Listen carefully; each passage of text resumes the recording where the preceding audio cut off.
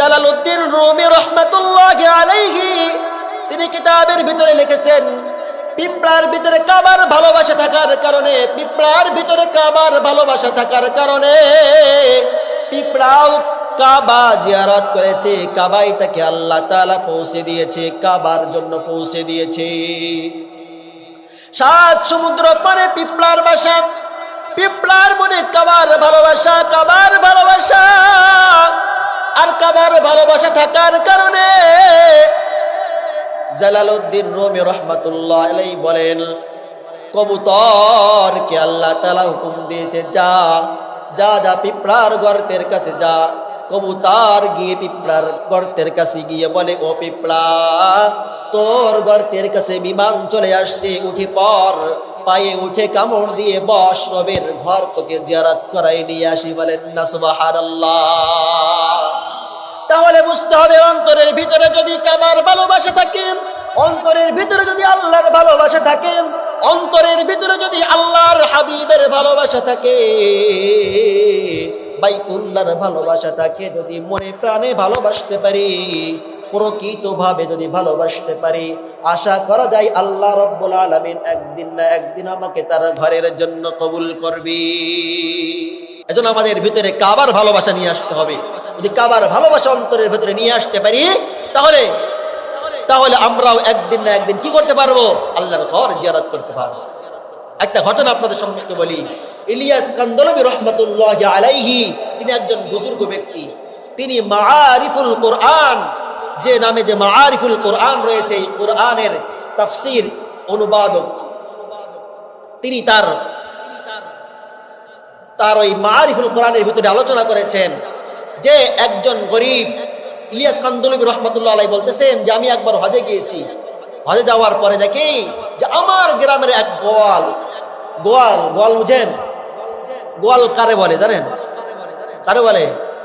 যিনি স্বর্ণ বিক্রি করে নাকি তাকে গোয়াল বলে? না, গোয়াল বলা হয় যিনি দুধ দহন করে, যিনি গরুর বান থেকে দুধ দহন করে, দুধ বিক্রি করে, তাকে বলা হয় গোয়াল।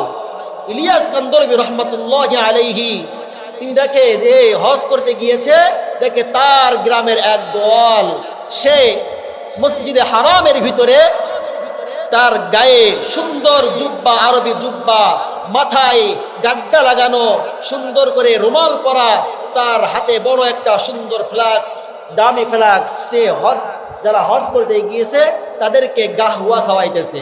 গাহওয়া হলো তাদের এক প্রকার প্রধান একটা সুন্দর একটা চায়ের মতো এক ধরনের পনির, গাহওয়া খাওয়াইতেছে। ইলিয়াস কান্দলবী রাহমাতুল্লাহ বলতেছেন, কিরে গোয়াল, তুমি এখানে কেন?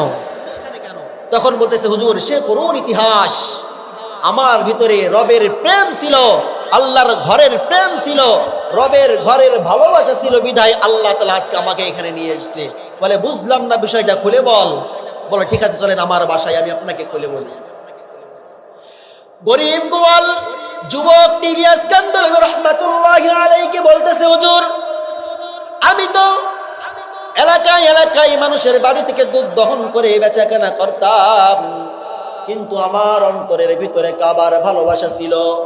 আমি কখনো জানতাম না যে আল্লাহ তাআলা হয়তো আমাকে এই ঘরে, আল্লাহর ঘরে এনে আমাকে হজ করাবে, এমন আশ্বাস বিশ্বাস আমার ভিতরে ছিল না। কিন্তু এতটুকু বিশ্বাস ছিল, রব যদি আমাকে তার ঘরের জন্য কবুল করে, তাহলে অবশ্যই অবশ্যই একদিন আমি হজ করতে পারবো। তো আমি যখন একবার হজের সময় চলে এসেছি, বিভিন্ন হাজিরা, তারা হাজি সাহেবানরা তারা হজের জন্য রওনা দিয়েছে জাহাজে করে। তখন তো আর বিমান ছিল না, তারা হজের জন্য সাফিনাতুল হুজ্জা, হজের জাহাজে করে তারা সকলে হজ করার জন্য রওনা দিত। তো আমি তো জানতাম যে এখানে সেই খরচ বহন করার মতো ক্ষমতা আমার নাই, কিন্তু আল্লাহ তাআলা আমার যে দুইটা পা দিয়েছে, এই পা দিয়ে যেখান থেকে হাজী সাহেবেরা জাহাজে করে রওনা দিতেছে সেই পর্যন্ত যাওয়ার ক্ষমতা তো আমার রয়েছে, আমি সেই পর্যন্ত কমপক্ষে যাই। হুজুর, আমি আমার পায়ে হেঁটে আমি যখন সাফিনাতুল হুজ্জা অর্থাৎ জাহাজ পর্যন্ত গেলাম, যাওয়ার পরে দাঁড়িয়ে দাঁড়িয়ে হাজীদের ওই জাহাজে ওঠার দৃশ্যগুলো আমি দেখতেছি, দেখি প্রত্যেকটা হাজী সাহেব গুলো ওই জাহাজের উপরে উঠতেছে, আর কুলিরা তাদের গায়ে কুলির পোশাক পরা, তারা হাজী সাহেবদের সুটকেস আর বেডিং গুলো তারা পিঠে করে করে মাথায় করে করে জাহাজের উপরে তুলে দিচ্ছে। এক সময় দেখলাম একজন কুলি পা পিছলা খেয়ে তার পাটা ভেঙে ফেললো, পা পিছলা খাওয়ার করে পড়ে গেল এবং তার পাটা ভেঙে গেল। নিচের যে ম্যানেজার ছিল সে আমাকে দেখে বলতেছে, এই বেটা তুমি তো দেখতেছো এই ব্যক্তিটি অসুস্থ হয়ে গেছে, তার পাটা ভেঙে গেছে, তুমি যদি হজ করতে পারো আর না পারো কমপক্ষে যারা হাজী সাহেবরা আল্লাহর ঘরের জন্য রওনা দিয়েছে তাদেরকে একটু খেদমত করো। তখন লোকটির গায়ে কুলির পোশাক পরিয়ে দেওয়া হলো। ওই লোকটি তখন কুলিদের সুটকেস গুলো, ব্যাগ এবং বেডিং গুলো সে মাথায় করে করে জাহাজের উপরে তুলতেছে। কিছু সময়ের পরে দেখা গেল একজন হাজী সাহেব ওই জাহাজের উপরে অসুস্থ হয়ে গেল, তার খেদমত করার দরকার। উপরে ম্যানেজার বলতেছে, যুবক তুমি একটু এই হাজী সাহেবের খেদমত করো, তার পাটা একটু টিপে দাও, তাকে একটু খেদমত করো, সে অসুস্থ হয়ে গেছে, তার মাথাটা একটু টিপে দাও। তখন যুবক বলল, আমি তো এমনটাই চাই, আমি একজন হাজী সাহেবের খেদমত করতে চাই। যুবক তখন ওই হাজী সাহেবের খেদমত করতে লাগলো। কিছু সময়ের পরে জাহাজের যে স্টেশন ছিল সেখান থেকে জাহাজটা ছেড়ে দিল। ছেড়ে দেওয়ার পরে কিছু দূর যাওয়ার পরে লোকটি ম্যানেজারকে বলতেছে, আমাকে নামায় দেন, আমি তো হজের যাত্রী নয়। ম্যানেজার বলতেছে, আর সম্ভব নয়, জাহাজ যেহেতু একবার ছেড়ে দিয়েছে তোমাকে আর ফিরিয়ে দেওয়ার সুযোগ নাই, তবে তুমি আমাদের সাথে চলো, হাজীদের খেদমত করো, যখন জাহাজ ফিরে আসবে সাথে সাথে তুমি তাদের সাথে ফিরে আসবা। তখন যুবকটি মনে মনে তার আনন্দ হচ্ছে যে যদি আল্লাহ আমাকে কবুল করে তাহলে হয়তো আমি হজ করতে পারবো। যুবক আস্তে আস্তে করে যখন কয়েক মাস পরে যখন জাহাজটা মদিনার যে স্টেশন রয়েছে জাহাজের স্টেশন, সেখানে গিয়ে কিছু দূর থেকে জাহাজের ভিতরে কান্নার রোল পড়ে গিয়েছে।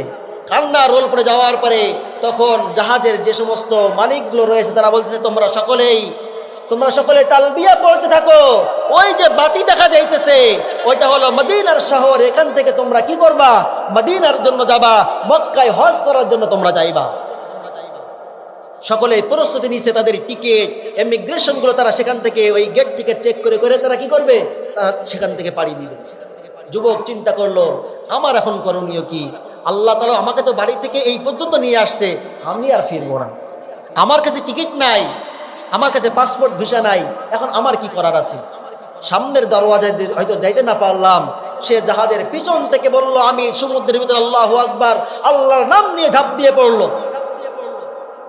যুবক যখন জাহাজ থেকে সমুদ্রের ভিতরে ঝাঁপ দিয়ে পড়ার পরে সমুদ্রের ঢেউ তাকে আস্তে আস্তে করে সাঁতরাতে কিনারায় চলে আসলো। তখন রাত্র হয়ে গেছে। রাত্র হয়ে যাওয়ার পর যুবক সেখান থেকে উঠে যাইতে দেখে একটা ঘর, ওই ঘরের ভিতরে মিটি মিটি বাতি জ্বলে, আর সেখান থেকে একটা বাচ্চার কান্নার আওয়াজ আসতেছে। বাচ্চার কান্নার আওয়াজ আসার কারণে ওই যুবকটা একটু দেখতে গেল কেন বাচ্চাটা কান্না করে। গিয়ে দেখে একজন মহিলা, সে বাচ্চাটাকে কখনোই সে কান্না থামাইতে পারতেছে না, খিদার যন্ত্রণা। আর ওই বাড়ির মালিক তার গরুর দুধ দহন করতেছে, কিন্তু পারতেছে না, গরু তাকে লাথি মেরে মেরে সরাই দেয়। যুবক বলে, ও বাড়ির মালিক, তোমার কাজ তো এটা না, ওই কাজ তো আমার কাছে দাও। যুবক ইশারা ইঙ্গিতে ভাষা তো বোঝে না, ইশারা ইঙ্গিতে বলে, তুমি সরে যাও, আমি তোমার গরুর দুধ দহন করে দিতেছি। বলে, বালতি নিয়ে আসো। বালতি এনে গরুর পা বেঁধে সে যখন এক এক করে তার কৌশল অনুযায়ী সে গরুর দুধ দহন করলো, এক বালতি দুধ দহন করে ভরে দিল। ভরে দেওয়ার পরে মালিক খুশি হয়ে গেল। বলো, যুবক তুমি কে, তোমার পরিচয় কি, কোত্থেকে এলে? বলে, আমার পরিচয় তো তোমার শোনার দরকার নাই, তবে আমি নদী থেকে ভেসে ভেসে এসেছি, আমি মক্কায় আল্লাহর ঘর জিয়ারত করতে চাই, আমি কিভাবে যাব, আমাকে পরামর্শ দাও। মালিক বলেন, যুবক, তুমি যদি হজ করতে যাও এটা হবে অবৈধ। আর অবৈধভাবে তুমি কি আল্লাহর ঘর জিয়ারত করতে চাও? অবৈধভাবে জিয়ারত করো না। আমি তোমাকে হজ করাবো, শুধু তুমি না, তোমার পরিবার পরিজন সহ তোমাকে হজের জন্য নিয়ে আসবো। পরবর্তী ফ্লাইটে তোমার পরিবার, তোমার সন্তান সন্ততিগুলোকে নিয়ে আসবো। একসাথে এখান থেকে তুমি আরবের বাসিন্দা হয়ে তুমি হজ করবা। যুবককে তার একটা গোয়াল ঘরের একটা বড় ফার্মের দায়িত্ব দিয়ে দিল, ম্যানেজার করে দিল। দেওয়ার পরে সে ওই ম্যানেজারের দায়িত্ব পালন করলো। বলতেছে, হুজুর, আমি হজের মৌসুম এলে, আমি তো এখন অঢেল সম্পদের মালিক, আমার বিবি বাল বাচ্চা সকলেই আমরা এখন এখানের বাসিন্দা, আমাদের অঢেল সম্পদ। এখন আমরা হজের সময় আসলে আমরা আল্লাহর ঘরে এসে আমরা কিছু করতে পারি না, তবে হাজিদেরকে একটু মেহমানদারি করার চেষ্টা করি। তখন ইলিয়াস কান্দলবী রহমতুল্লাহ বলতেছে, রে যুবক, তোর মনে বুঝি আল্লাহর প্রেম থাকার কারণে, কাবার ঘরের প্রেম থাকার কারণে হয়তো আল্লাহ রব্বুল আলামিন তোকে এমন ভাবে কবুল করেছে যে তুই হজ তো করতে আসলি বেটা, তোর পরিবার পরিজন সহকে আল্লাহ তাআলা কবুল করে নিয়েছে। বলেন সুবহানাল্লাহ। মুসলমান ভাইরা, আমার এখান থেকে বলার উদ্দেশ্য হলো, আমাদের হয়তো সামর্থ্য নাই, আমাদের হয়তো টাকা পয়সা নাই, আমাদের হয়তো পাসপোর্ট ভিসা করে ওই এত টাকা খরচ করে আমাদের হজ করার সামর্থ্য নাই। কিন্তু কাবার ভালোবাসা একটু যদি শেষ রাতে উঠি, যাই নামাজে 2 রাকাত নামাজ পড়ার পরে আল্লাহর কাছে হাত তুলে বলি, আল্লাহ, আমার সামর্থ্য নাই, কিন্তু যদি তুমি কবুল করো, বিনা সমর্থে আমি তোমার ঘরের মেহমান হয়ে যেতে পারি কি পারি না? বলেন, একটু আওয়াজ দিয়ে বলে মুসলমান। তাহলে আমাদের কি করতে হবে? কাবার ভালোবাসা অন্তরের ভিতরে নিতে হবে। ইন্না আউওয়ালা বাইতি উযিআ লিন-নাসি লাল্লাযী বিবাক্কাতা মুবারাকা ওয়া হুদাল লিল আলামিন। কাবা হলো হুদাল লিল আলামিন, আল্লাহর ঘর হলো, আল্লাহ হলো রাহমাতুল লিল আলামিন, আর কাবা হলো কি? আল্লাহ হলো রব্বুল আলামিন, আর কাবা হলো হুদাল লিল আলামিন। এজন্য আমাদেরকে কাবার ভালোবাসা অন্তরের ভিতরে আনতে হবে। আল্লাহ কবুল করলে আমরা অবশ্যই আল্লাহর ঘরের জন্য আমরা যাব ইনশাআল্লাহ। সকলের মনে এই ভালোবাসা আছে তো ইনশাআল্লাহ? ইনশাআল্লাহ আওয়াজ দিয়ে বলেন, ইনশাআল্লাহ আছে তো? আল্লাহ আমাদের সবাইকে তার ঘরের মেহমান বারাক বলি আমিন। সব সময় নামাজের পরে আপনি দোয়া করবেন, আল্লাহ, আমার সামর্থ্য নাই, আমি গরিব, কিন্তু আপনার ঘরের ভালোবাসা আমার ভিতরে আছে, আপনার ঘরে আমি যেতে চাই, আপনি আমাকে কবুল করেন। আর আমাদের এই এলাকায় যাদের হজ ফরজ হয়ে গেছে, আপনার অবশ্যই ব্যাংক ব্যালেন্স আছে, জমি আছে, বাড়ি গাড়ি আছে, কিন্তু আপনি হজ করতে যাইতেছেন না, মনে রাখবেন এর শাস্তি কিন্তু আপনি অবশ্যই পাবেন। আপনার সামর্থ্য হয়ে গেছে, আপনাকে কি করতে হবে? আল্লাহর ঘরে যাইতে হবে।